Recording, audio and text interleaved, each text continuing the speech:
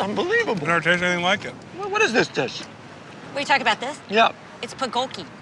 The Korean florist brought it. It's delicious.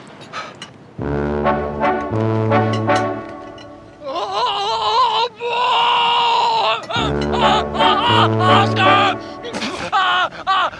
Bulgoki's Oscar! You're eating a dog! You're eating a dog!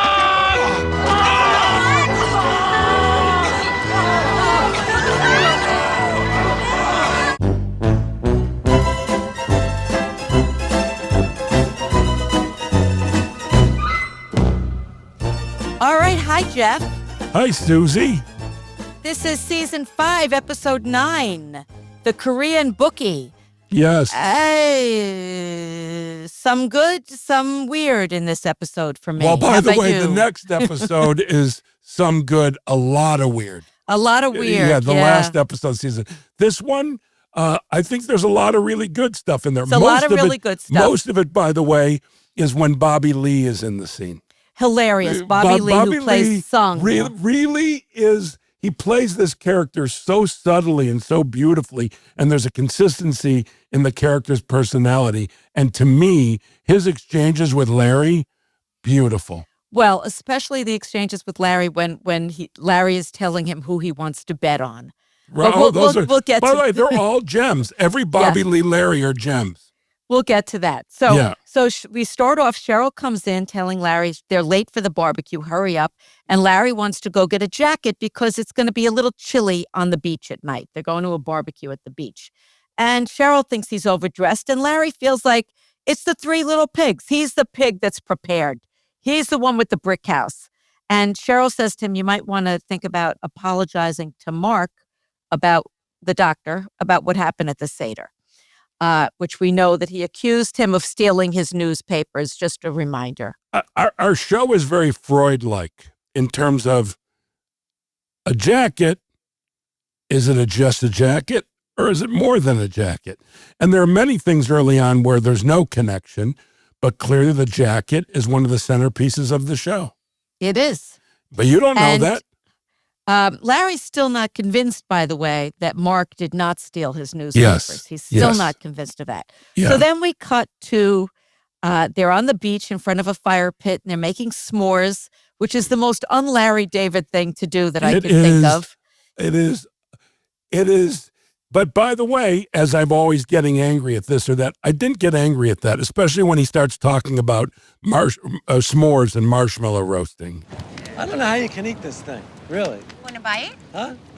Why don't you just burn everything you eat to a cinder? Why stop at the marshmallow? Oh, come on. Huh? Toasty. They're toasted. They're It's a light childhood. Doesn't But matter. it's the situation. We're sitting around a campfire together. That's why we're doing this. It's a fun group. I don't want to spoil your fun. You're having a good time, you know. I'm just saying it's idiotic what you're doing. Try this one. I mean, Try No, it doesn't taste good. I don't want it. Thank you for your opinion, Larry. And that he says it's idiotic. When they do other foods, did he say something about other foods? I don't recall that. No, he did. He said, why don't we just, or he said a generalization, why don't we just burn all our food over a fire? Yeah, sure. Why? Yeah. Why is it just the marshmallow? Do you like s'mores? Well, by the way, as a compulsive overeater addict, sure, I've enjoyed my share of s'mores, but guess what? They're not even in my top 50. No, I don't like a marshmallow. It's By the too way, sweet. you know what the best Pop-Tart is? And I'll just say it right here if you don't know. S'mores. All right. Well, Larry is feeling chilly, and he wants to go to the car and get his By the way, jacket. let's take a stop here. It can be 85, 90 outside, and Larry gets chilly. He is always chilly. So more so lately, later on than he used to be. But yeah. And he goes to the car to look for his jacket that he planned ahead and put in there, and it's gone. Jacket's gone. And then he tells Cheryl the jacket's not in the car. And then he sees Marla wearing by his the way, jacket. Is named after Marla Garland. Yes, your ex-wife. No, it is. I don't like the ex word, but whatever. Your former wife. She had, I'll ask her for next time we record. She had a great name because we're close. So she had a great name for our relationship, and I loved it. But of course, I can't remember. You don't remember it. But, okay. but Laura, what's her last name who played Marla? Lauren Katz. Lauren Katz, who, by the way, is just as cool as a human being could be. Big bowl of groovy, Lauren Katz. I hope she's well wherever she is. So Larry tells Cheryl the jacket is not in the car, and Cheryl's like, okay, let's not make a big deal about it. Okay. And then right in the middle of that, Mark makes an announcement that he and Marla are planning on getting married. Save the date. They're going to get married right here on this beach. And everybody, Larry goes over and hugs Marla, and everybody's hugging. And Larry hugs Marla, and he's shivering, brr, brr. And he says to her, where'd you get the jacket? And Marla says, I got it out of one of the cars. And then he tells her it's his jacket, and she by the way, thanks let's him take a for step it. back. If you're chilly and there are cars on the beach, you don't know whose they are, and you see a jacket in the car. And by the way, I buy it. Don't get me wrong. This is not one that bothers me. What are the odds of you taking that jacket and putting it on? Well, I think I thought about that, Jeff. Okay. I thought about that, and I thought it's nighttime. There's probably only their cars there, the people who are at the party. It's not like you're on the beach during the day and there's a million cars. Well, I understand the justification for her that's what doing I it. thought. I'm asking you if you would ever do something like that. Probably not. It depends on how cold I was. I get that. And I, of course, would never because it's, but I would say, here's what I would do. I'd make an announcement at the fire pit. I would go, hey, everybody, I am freezing. Anybody have a jacket? Yeah. I saw a jacket in one of the cars. This, that's my jacket. But that wouldn't really happen with Larry. But nonetheless. But Larry starts to go into Marla that he had the foresight that she's cold, he's cold too. But he had the foresight. He was the smart pig that had the foresight. I was taking the coat, and Cheryl was mocking me for wearing a coat. It's freezing, I'm not going to take a coat. What am I, nuts? I had the foresight to bring the coat. You know what I mean? Because I knew it's the beach. It gets chilly on the beach. Bring a jacket. You bring a jacket. Right.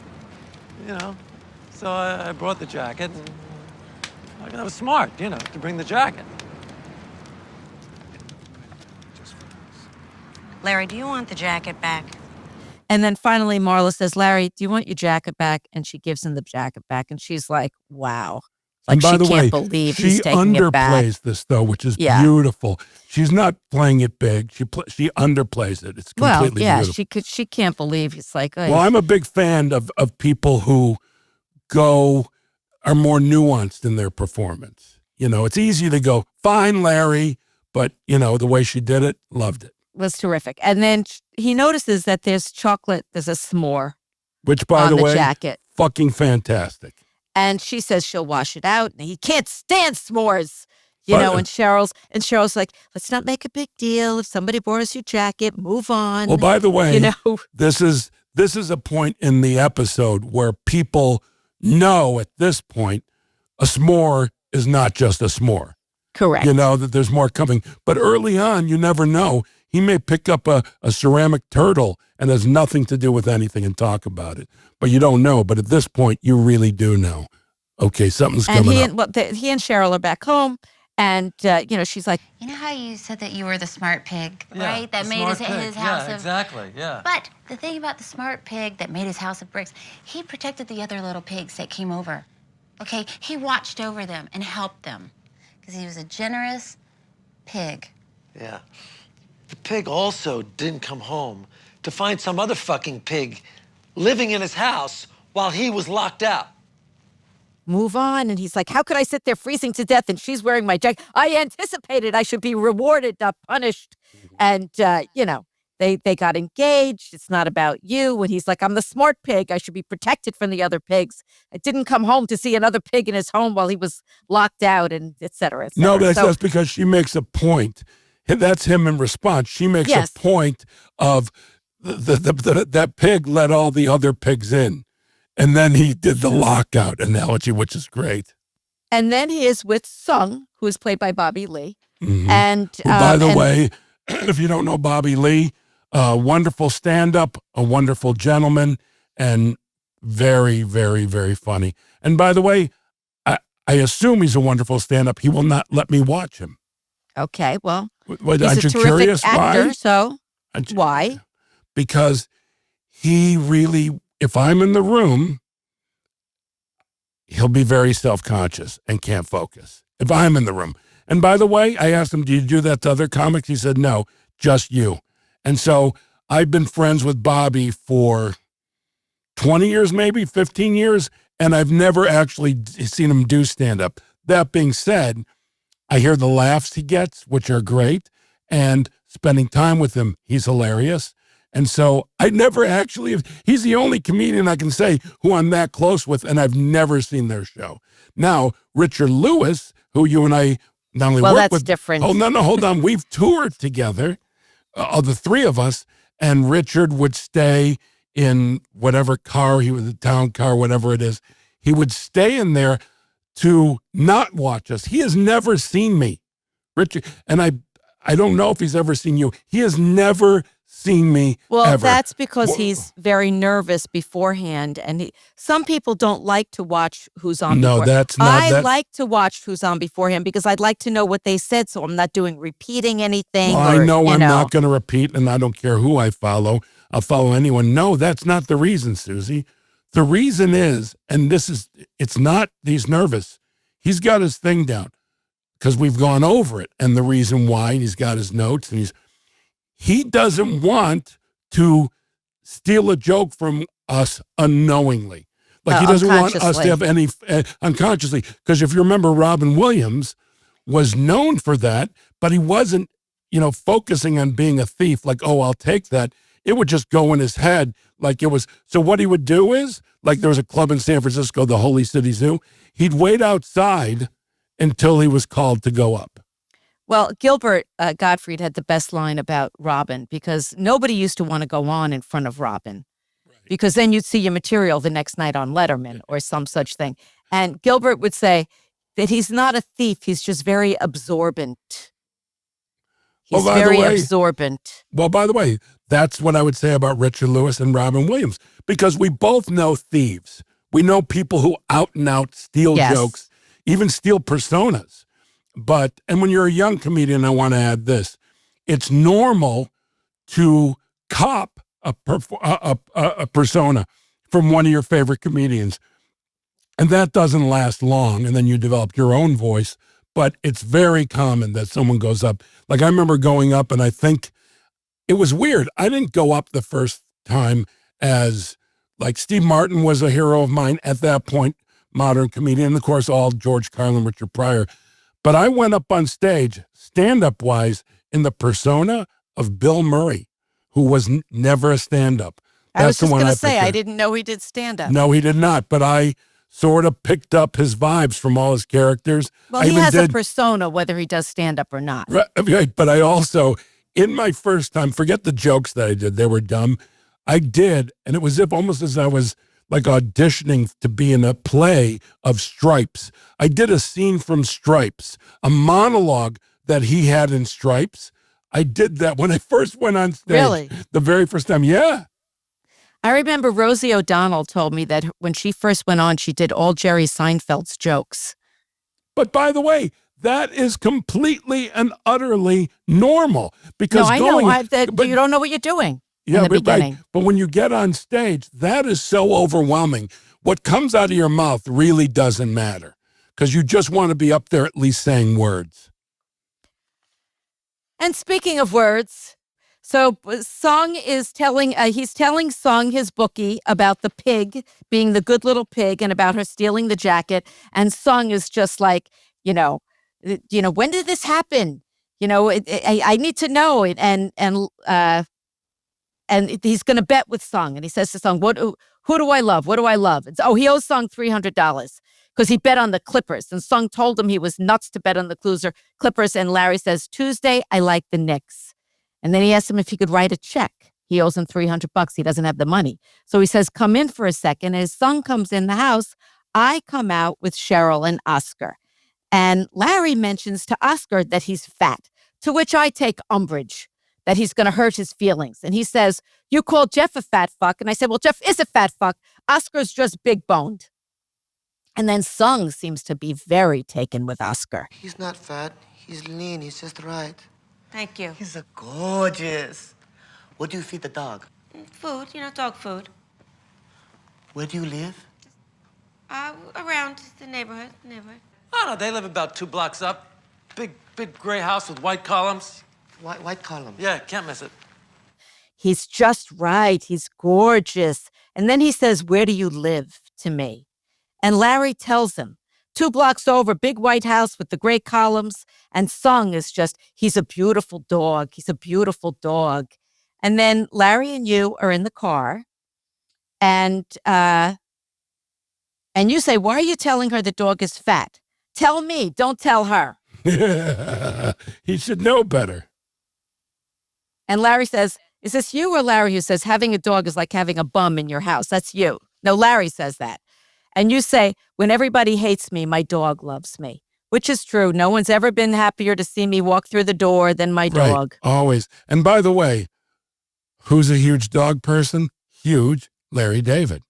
Well, he loves his doggies. Yeah, well, so do No, I. We all love our but doggies. he loves Sage. You know, when he loves dogs.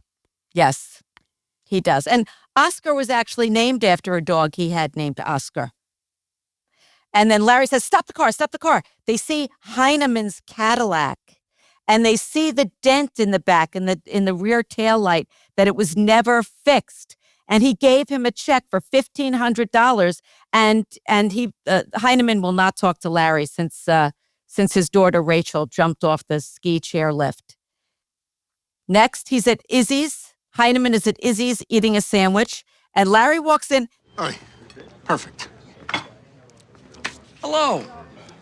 Larry. I was driving by the restaurant, and I couldn't help but notice you haven't fixed the dent on the car. No, I didn't fix the dent. May I ask why? Considering it's none of your business, I had better use for the money. Such as? If you must know, I gave the money to my daughter, who needs it for something far more important than fixing a car. What does she need the money for? It's really none of your business. It's a little unethical, by the way. It has nothing to Not do to with... fix the car. It has nothing to do with ethics. It's my money. You gave me my money. I can do with that money what I please. How are these pickles? Um, All right. Man, take it easy. Good day, Mr. David. And here's what I found interesting.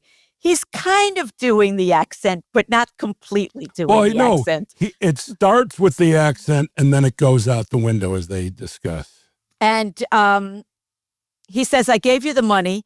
And Heinemann says, "That's right. You gave me the money. I could do whatever I want with the money. My daughter needed it for something more important." Larry says it's unethical. And Ben says it's nothing to do with ethics. And I actually agree with Ben on this. He gave him the money. He doesn't have to fix the car. He could do whatever he wants. Larry goes for a pickle. Ben slaps his hand. Their relationship has completely deteriorated. So he tells you about this. You say it's a big bowl of wrong. And then the phone rings. And he says, "Ask about," it's me. He says, "Ask her about the Knicks." Now, this was also interesting because now all he would have to do would look at his phone and see the Knicks score. So in nowadays, he would not need to ask about the Knicks score. He would just look on his phone. Oh, right. But also, if I may, that's key to the story. And even if he had a phone, let's say in the next scene or whatever it is, when Oscar's at the vet for eating s'mores, I don't remember what he ate. No, but Oreos. Oreos, right, similar. He could look at his phone and be just as upset. So it would work now with the phone. Yes, that's true. It would work with the phone. I just and then you noticed. wouldn't need, by the way, the guy who talks to him is John Farley, Chris Farley's brother, is in that scene. That's who that is. Well, wait, the phone rings. It's me. I tell you, Oscar ate 3 boxes of Oreos. Right. He's at the vet. Yep. He says, "Ask her the Knicks score." Next thing we know, you guys walk into the vet and you tell him you're going in the examining room, and Larry is waiting outside on the bench. And Chris Farley's brother, John Farley, comes in, looks like he's got a little cat in his thing. And Larry asks about the Knick game to him. Right. And he tells him, "Oh, it was a great game. They went into overtime. They lost by 4. And Larry is distressed by this. By the way, do you remember? I remember remember so clearly filming that day at that place. I don't know why. Like really, I remember every nuance about it. I don't remember that. I remember filming at the vet when Oscar died, but that was 2 seasons later, I believe. Or that was season 8, I think. I don't even remember that scene. Let's keep going. And Larry's moaning and his head in his hands.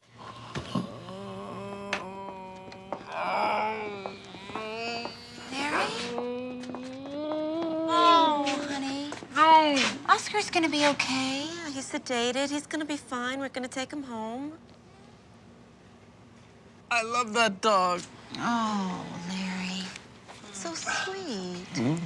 And we all come out, and Cheryl's with us, and we all come out, and Cheryl confronts him and starts comforting him, and Oscar's going to be okay. You're right next to her. I say that's so sweet. Yes. I say that's so sweet. It's one of the only times I've ever said that to Larry in all of this time.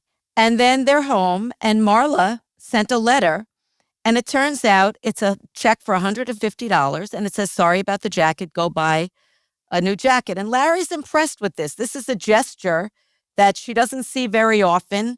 And he was going to give it. Cheryl tells him to give it back. And he goes into this whole thing about, you screw up the books. When you give it back, you screw up the books. But by the way, when we filmed that, what we didn't use was a lot more pushback from Cheryl. That got cut.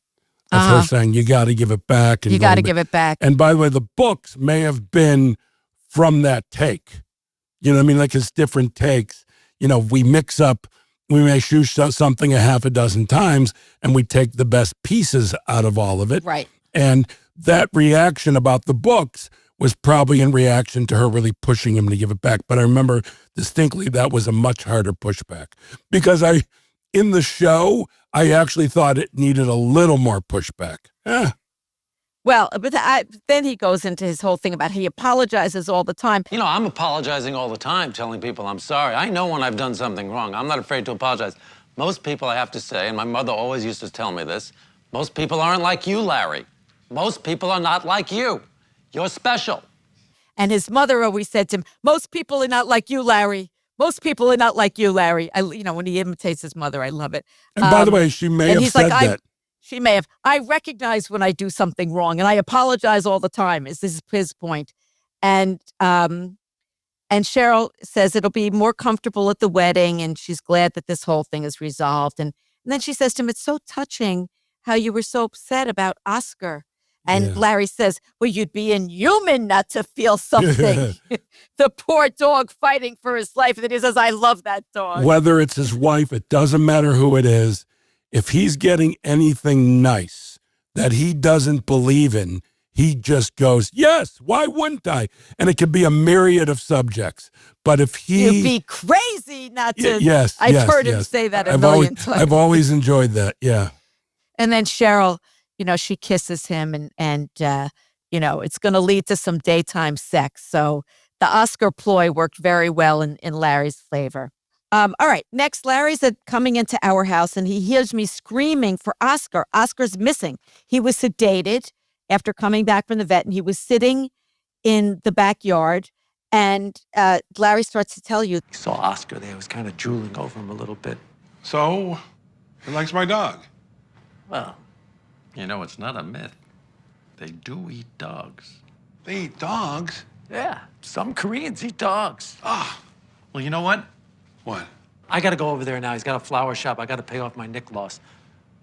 I'll suss it out. I'll feel it out. I'm sure he didn't eat your dog. I shouldn't have even brought it up. Crazy. You shouldn't have brought it up. That made me a little... No, don't even, no, forget it. All right. Forgotten.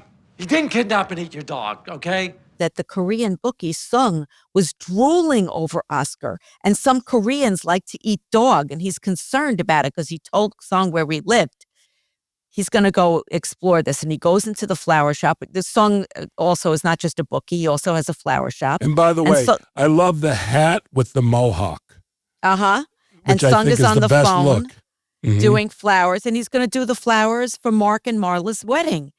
And Larry's like, I'm going to be there. Okay, so he's going to be doing the flowers. And Larry doesn't have cash. And he gives him the check. He owes him $150. He gives him the check from Marla for $150. Now, that never pays off for some reason. I wonder if there was a payoff on that later. No, that was there cut is. Out. There is. No, there is a payoff later because she finds out that he didn't use the money because he signed the back of the check. It's gone. And Sung. Yes, but there's no payoff that he gives it to Sung. He could have. No, but there is nothing. It, There is nothing bad about that. I mean, you know what I mean? It's just he gave it to him. It was convenient, and then of course, consciously, he doesn't have the money to buy a new jacket at this point. That's the thought process. That's why when she accuses him of that, it makes total sense. Yeah.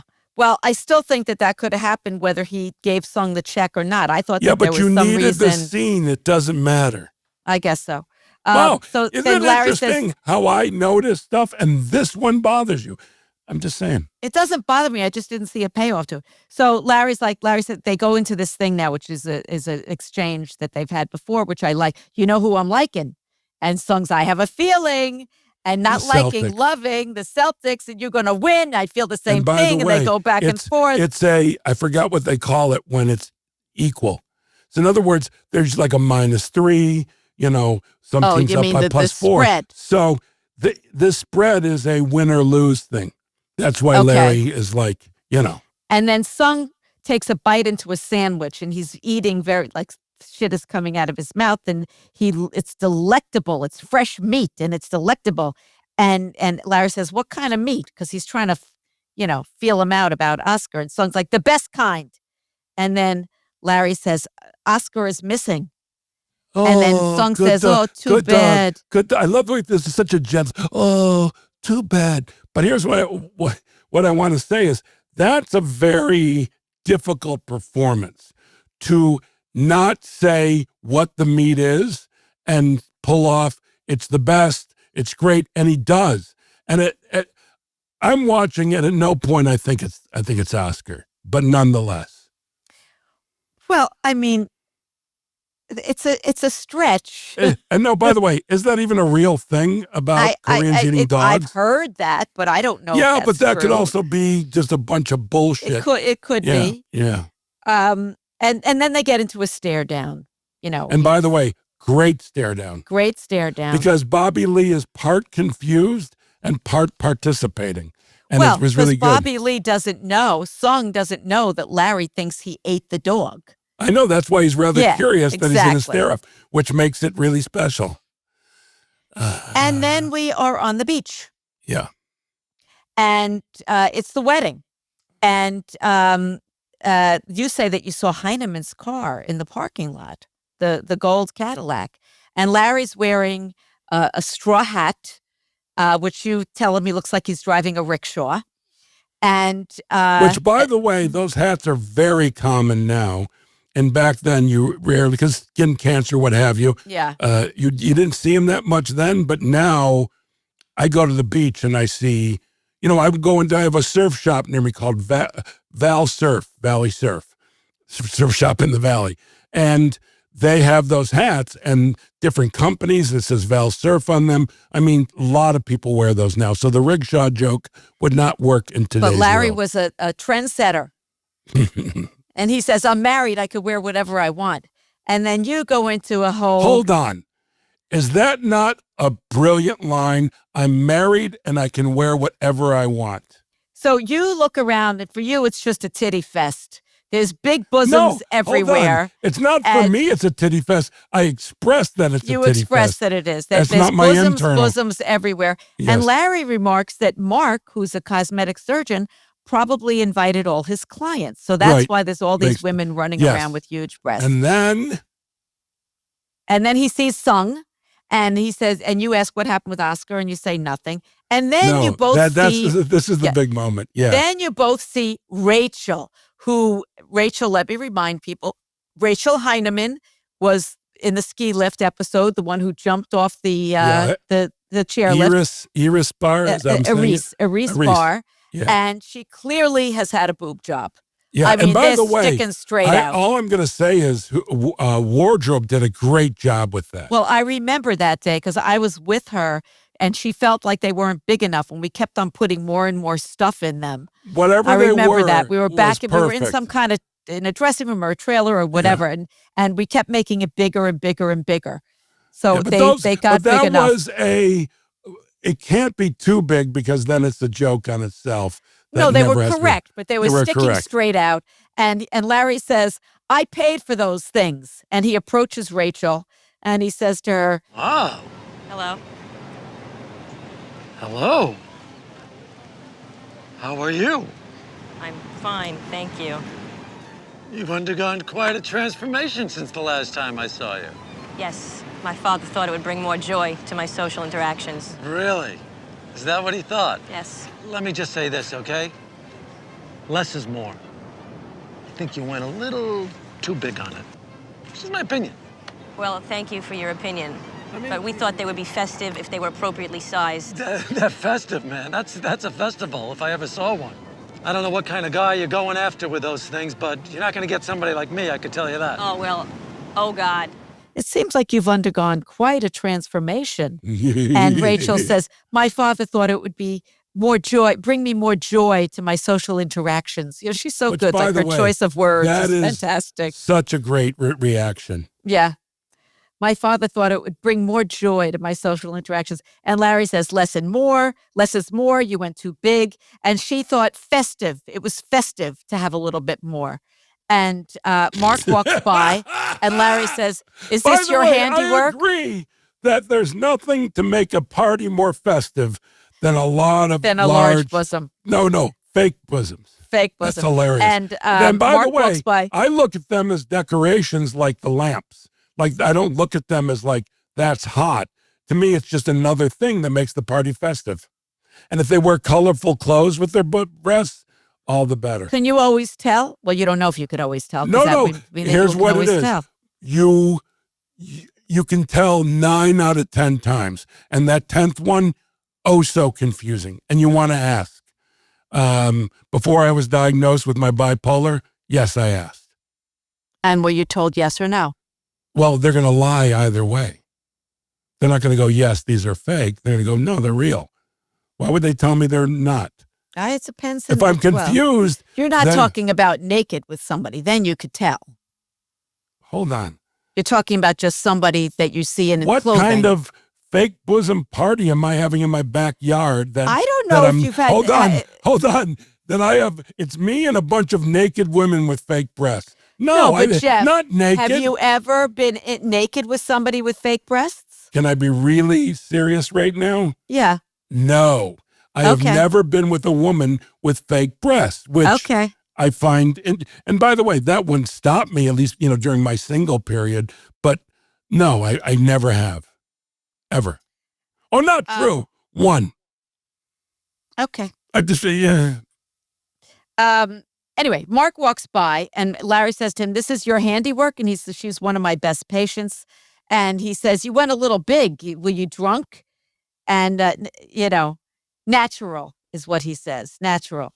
Natural is a freak show. Okay. And Larry says, I paid for them, by the way. I gave your father a check. And Rachel's like, yeah, you paid for the bottom half of the left breast. Like that $1,500. By the way, that exchange with the plastic surgeon and her, and him defending what they've done and how they're both proud of what's gone on. I just love that. And there is such a thing as tightening of the vagina as well. As a matter of fact, by she did that in The Godfather. Lucy did that in The Godfather. She had an operation. Back. Your character does it later on. It's a big storyline. That's right.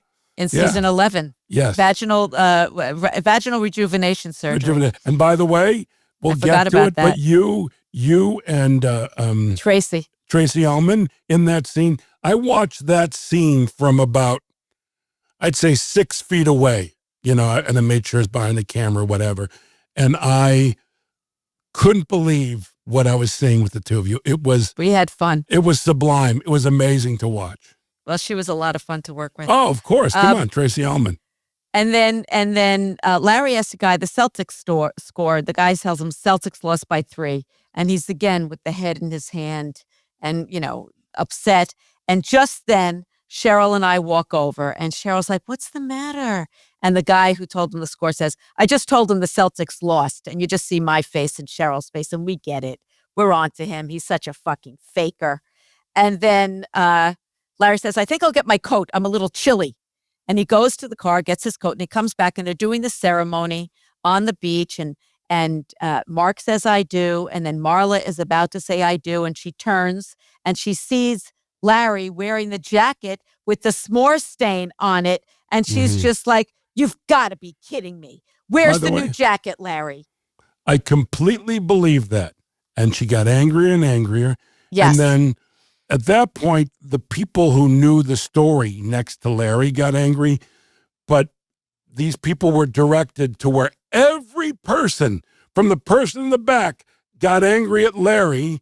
And how the fuck do they know? It's like I told you when the sex offender walks in, and you have characters who have no idea who he is. They've never seen a poster, and they're angry. This is one of the things that makes me I don't know. And I fought it, of course. And what are you going to do? By the way, I think our listeners are learning when I fight something, I don't get my way because everything that I fight about makes it into the show. Not the Seder scene so much because that was contained, but a scene like this where you've got a whole shitload of extras, it's very hard to, change a direction. You know what I mean? When you're smoking, it's easy. You have the AD go up and go, everybody don't react. And you react with curiosity. No, That's but I don't mean that. I mean that there's more chaos going on set in general. And so you might have certainly this particular day, a lot of chaos. Very I remember unorganized. this day. And you might have something that you want to fight for, but there's too much going on for anybody to listen. Is my point. Here's That's what I want to say. Okay. In all sincerity about this. Number one, you want to give background as little as possible to do, because I, watching this as I was on the set, completely distracted by their yelling at him in performances. Yes, from a logic standpoint, but also, whoa. So in that situation, because truly that's my specialty on their show is large backgrounds. Larry relies on me. And I said to him, it's no good. It's no good. It really feels false. And by the way, I know we shot a couple where they didn't, and I guess energy-wise or for whatever reason. In editing, yeah. Yeah, or maybe in editing, the director fought for it. I don't know, because I don't go to editing. Stop. I'll get to it when we go. I'm almost there, so I'll get to that, what I remember. But he says, it's my money, I could do what I want. She says, did you read the memo? And he just ignores her. And then you and Larry are eating and you're just carrying on about how delicious it is. And it's Bulgoki. And a woman passes by and he asks her about it. And she says, the Korean florist bought it. And then Larry then assumes that it's Oscar. So he starts spitting it out and screaming, it's Oscar, you're eating dog. And everyone starts retching. Now, I remember doing that scene and retching for fucking take. We must have done 25 takes of us retching. No, it was well over an hour, and I just looked at Larry, and he agreed. I go, we're done. I just did not understand the purpose of it. But there was no purpose. It's hosing down a scene. That's the term for it, where you just shoot and shoot and shoot, so there's a million choices in editing, and then you do it. Whereas I learned when I shoot things, whatever movies I've made, I learned from reading about the great directors, and the great directors all know what they want in their head. They've edited, and they know when they've done it. Who has it storyboarded completely. But also Hitchcock knew this is what I need, and there's no storyboards, and there's no prep. And I just remember that day thinking, how many other ways can I vomit? It was like it was also I kept on being asked to do it over and over. Now the scene I think would have been funnier. Look, Larry doesn't like this type of humor, but I really thought some people, if not everyone, should be really vomiting. Because I think vomiting is really funny. Larry doesn't like that kind of humor. Like, it really bothers him. And so that's why, it's just gagging. And I remember gagging for hours. But I want to point something out to you. I don't think your character I think you should be gagging, but I think you should be making a move for Larry and start screaming at him. You've lost your dog. Your dog is now a meal.